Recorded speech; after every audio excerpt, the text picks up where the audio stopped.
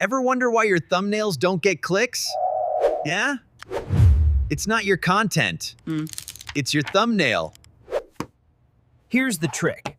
Don't make them from scratch. Just copy what's already working.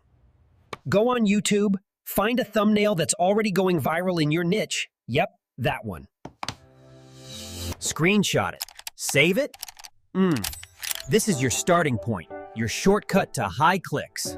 Now drop it into ChatGPT and say, make this thumbnail, but for my topic.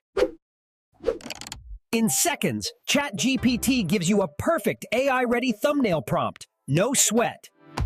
Take that prompt, paste it into Whisk AI, hit generate.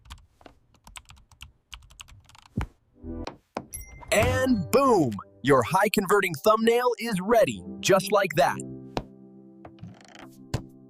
Look at it hack. Way better than anything you'd make guessing or designing manually. This is exactly how top creators do it. Faceless channels, viral content, everything. Follow me, and I'll show you how to win with AI every single time.